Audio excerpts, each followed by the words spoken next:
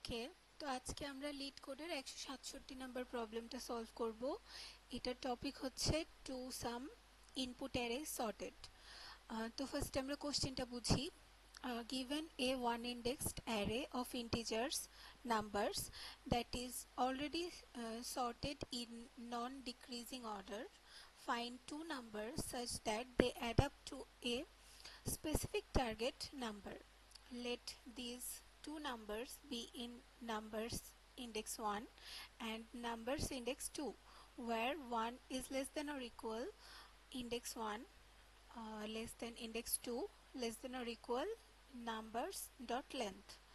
Return the indicates of the two numbers index 1 and index 2, each incremented by 1, has an integer array index 1, index 2 of length 2. The tests are generated such that there is exactly one solution. You may not use the same element twice. Your solution must use only constant extra space. ওকে, তো এই প্রবলেমটার জন্য হচ্ছে একটা one indexed array of integers দেওয়া আছে numbers নামে, যেটা হচ্ছে অলরেডি সর্ট করা আছে নন ডিসেন্ডিং অর্ডারে। অ্যান্ড হচ্ছে আমরা আমরা হচ্ছে কি বলে একটা টার্গেট নাম্বার সেট করব। তো হচ্ছে এই যে নাম্বারস নামে যে অ্যারেটা আছে এটার যে কোনো দুইটা এলিমেন্টের যোগফল যদি টার্গেটের সাথে মিলে যায় তাহলে হচ্ছে আমরা মানে ইন্ডেক্স রিটার্ন করব। মানে যে দুইটা এলিমেন্টের এলিমেন্ট যোগ করলে টার্গেটের সমান হবে সেই দুইটা এলিমেন্টের ইন্ডেক্সটা আউটপুটে রিটার্ন করব, এটাই চাচ্ছে মূলত। বাট এখানে কিছু কন্ডিশন আছে, সেটা হচ্ছে আউটপুটে ওয়ান ইন্ডেক্সড অ্যারে রিটার্ন করতে হবে।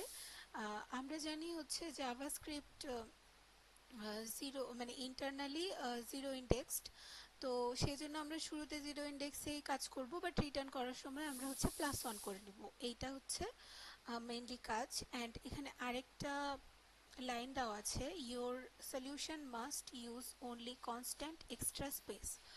তো আমরা এর আগে যখন টু সামের প্রবলেম সলভ করেছিলাম তখন আমরা সেটা হ্যাশ ম্যাপ দিয়ে করেছিলাম। হ্যাঁ, বাট এখানে আমাদের যেহেতু বলে দিয়েছে যে only constant extra space use করা যাবে, মানে স্পেস কমপ্লেক্সিটি হবে বিগ ওমেগা অফ 1। হ্যাঁ, বাট হ্যাশ ম্যাপের ক্ষেত্রে তো 1-এর জায়গায় n হয়, তো সেক্ষেত্রে আমরা 2 পয়েন্টার দিয়ে এটা সলভ করব। তো আমরা এখানে ফার্স্টে 2 পয়েন্টার দিয়ে যেহেতু করছি, তো সেক্ষেত্রে আমাদের লেফট পয়েন্টার রাইট পয়েন্টার দুইটা পয়েন্টার নিতে হবে।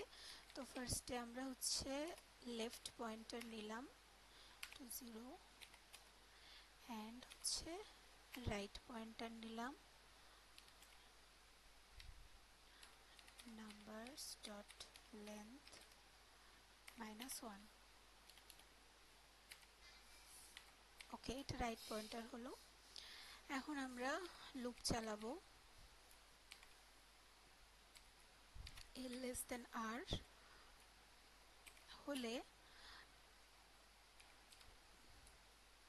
যদি আচ্ছা লেস দেন r হলে আমরা হচ্ছে একটা কি বলে constant object constant variable create করব কারসাম নামে, যেখানে হচ্ছে আমাদের ইন্ডেক্সগুলো যোগ হবে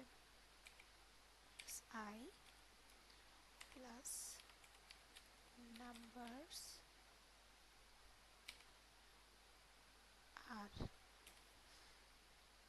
লেফট পয়েন্টারের ইন্ডেক্স আর রাইট পয়েন্টারের ইন্ডেক্স যোগ হবে। এখন যদি মানে ইফ দিয়ে আমরা একটা কন্ডিশন নিব, এখন যদি কারসাম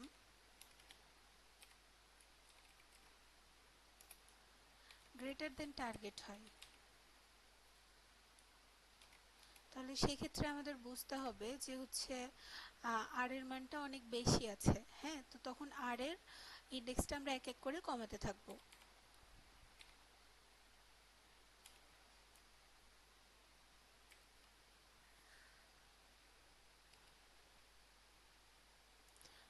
বাট যদি এখানে আমরা এলস ইফ নিব, কারণ আমরা এখানে তিনটা কন্ডিশন ইউজ করব, সেই জন্য হচ্ছে আমরা এলস ইফ নিলাম। এলস ইফ যদি কার সাম টার্গেটের থেকে ছোট হয় তাহলে আমরা এল এর মানটা আস্তে আস্তে বাড়াই দিব।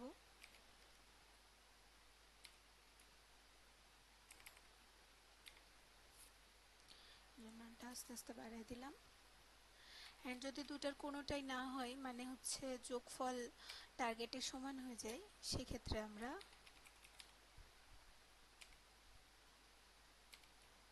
ইন্ডেক্স রিটার্ন করে দিব।